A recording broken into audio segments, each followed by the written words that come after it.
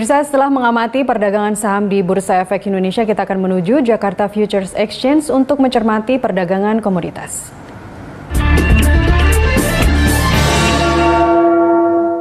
Untuk mengetahui perkembangan di pasar komoditas, kita telah terhubung dengan Branch Manager dari PT Rifan Finansindo Bandung, Gama Abdillah. Selamat pagi, Mas Gama. Selamat pagi. Apa yang menarik di pasar komoditas hari ini? Di pasar komoditas hari ini, emas masih tetap menarik.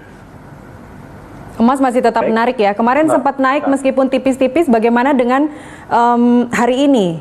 Soalnya kembali melemah dari kemarin ya. Betul. Baik, di hari kemarin harga emas ditutup di level 1.734,5 troy ounce. Bisa kita lihat emas mengalami penguatan tipis. Minat beli terhadap emas masih terkendala sih, sama kuatnya Amerika Serikat dan jatuhnya pasar minyak mentah. Nah, ini penguatan dolar Amerika Serikat dan yield obligasi tak lantas menambah tekanan pada harga emas. Pernyataan dari Ketua The Fed ya, Jeremy Powell yang kembali mengulang pentingnya suku bunga rendah memicu sentimen penghindaran resiko. Pada tren besar sebetulnya harga emas masih berada dalam tren bearish. Ini sebenarnya kondisi ini tidak perlu dikhawatirkan karena dapat dimanfaatkan bagi para pelaku pasar untuk melakukan pembelian di harga murah. Baik, maksud Anda sentimen stimulus fiskal itu akan mengangkat harga emas begitu ya? Betul, betul. Oke, apakah ini juga bisa diartikan bahwa harga emas akan bergerak sideways untuk tahun ini? Nah, untuk jangka panjang terutama di tahun ini, emas diperkirakan masih bergerak fluktuatif, mengingat harga emas bisa sewaktu-waktu menguat kembali. Ini karena gejolak krisis ekonomi dunia ya. Karena masih banyak sentimen-sentimen yang terjadi, seperti masih perlu perhatian terhadap virus corona, terus distribusi vaksin virus corona juga menjadi sorotan sentimen. Kemudian kedepannya masih akan ada gejolak krisis ekonomi global yang akan muncul kembali. Negara-negara maju di masa pandemi ini banyak berutang untuk nahan penurunan ekonomi nih. Jadi membantu pemulihan. Hal ini dinilai bisa menjadi faktor penggerak harga emas ke depannya. Baik, kalau dilihat dari sentimen dalam negeri, Mas Gama, PPKM kembali diperpanjang, kemudian juga vaksinasi yang semakin masif begitu. Pengaruhnya seperti apa terhadap emas? Apakah bisa kembali mendongkrak harganya? Oke, PPKM kembali diperpanjang ya. Ini apakah bisa mendongkrak harga emas? Nah, ini kalau diperpanjang akan mendongkrak harga emas. Karena biasanya peningkatan harga emas ini terjadi saat kondisi ekonomi dunia sedang kurang baik. Sehingga banyak masyarakat yang beralih ke instrumen yang lebih aman. Karena saat PPKM diperpanjang, perputaran roda ekonomi menjadi lemah. Dan ini menimbulkan kekhawatiran masyarakat tentunya. Apapun itu, mulai dari ekonomi, politik, kesehatan yang menyebabkan masyarakat akhirnya beralih ke aset yang lebih aman, tentunya emas.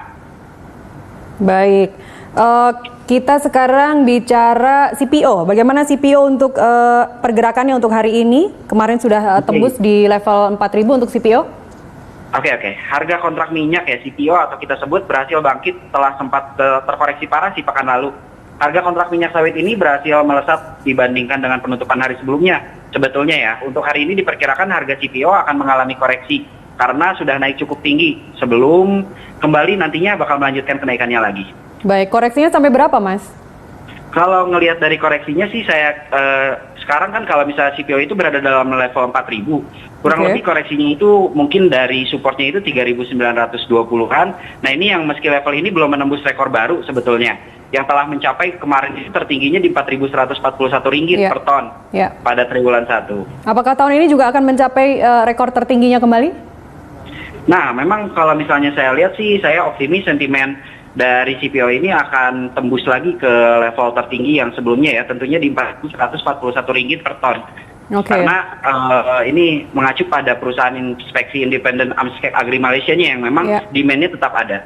Jadi untuk CPO saran Anda untuk investor jangka panjang ini ya? Betul. Baik, bagaimana dengan all-in? Kalau dengan all-in, saya kira prospek untuk komoditas all-in dilihat masih memiliki peluang penguatan ke depannya. Salah satu katalis positif penopang harga komoditas ini penyebaran virus corona sih, ini masih hit ya, yang masih terjadi turut berperan dalam mendorong naik harga all-in ya. Penyebaran ini membuat sejumlah negara masih memberlakukan kebijakan lockdown yang memicu ini, pasti pemicunya ini karena lockdown, kenaikan permintaan terhadap all-in itu sendiri. Di sisi lain sih siklus cuaca La Nina juga menyebabkan terganggunya proses panen sama distribusinya, yang ini yang membuat pasokannya sedikit tersendat untuk sekarang-sekarang. Jadi terakhir saran Anda untuk komoditas all-in? Komoditas all-in kalau saran saya sih masih tetap ya, masih menopang harga komoditas.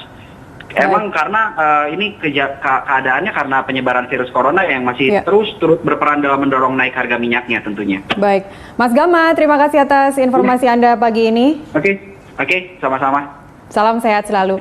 Demikian tadi pemirsa Branch Manager dari PT Rifan Finansindo Bandung, Gama Abdillah.